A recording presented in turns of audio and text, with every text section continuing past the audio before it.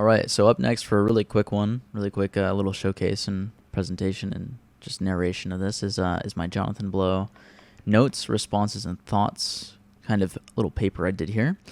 Yeah, this was a lot of fun actually. I really enjoyed looking at some of these videos. I watched the standard lecture right here. Really interesting. I don't know. Yeah, I definitely talk about some of my thoughts when it comes to a lot of this stuff. There's a lot of notes here. It's been a while. It's been like 2 months since I've seen this, but there were some interesting takeaways I took from even some other videos that I looked at. So obviously this one, and then there's this one from GameSpot, how mainstream devs are getting it wrong. I actually watched that, and I did some notes on that, and then I did this is a great video, how Jonathan Blow designs a puzzle from Game Maker's Toolkit. Great channel. He goes really into the development of how Jonathan Blow designed a lot of the puzzles for Braid, or at least one little string of that, and then a little section on Jonathan Blow and the future of the games industry right here, because it was a pretty short video. But yeah, modern free-to-play games do. I liked the presentation. I liked some of the ideas he had here, and then with this one, this one had an interesting takeaway. So let me get to that, because I don't want to talk about the main one we talked about, because I already have a lot of notes on that, and I already have a response on that and everything. But yeah, I liked this one a lot, how he talked about how there should be a new categorization for games.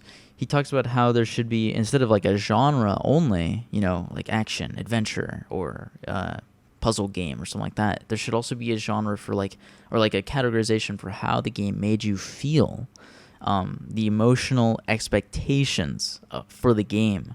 So like if you feel, maybe this game makes you feel really sad, or this game makes you feel really happy, or this game makes you feel really violent, or this game makes you really question your actions, stuff like that. I really liked that idea. I really like ideas like that, that are just make you think in a different way, for sure.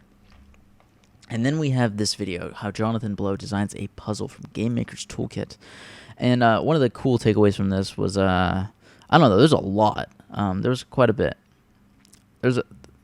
There's quite a bit right here when it came to how he would design his puzzles, because he had, I don't know, it's been a while since I encountered this, but yeah, he would have like a mechanic, which would then lead to a rule because of maybe some kind of maybe something that he didn't anticipate to happen with the mechanic in the game, and then that would lead on to creating puzzles in Braid, and there's some examples in there for sure.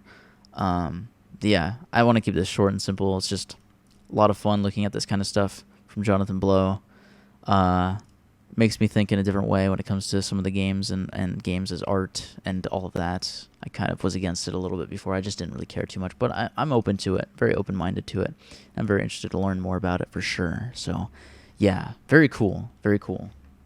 We're going to get on to we'll do a little tiny video on the Dysphoria Flash game, I think, maybe.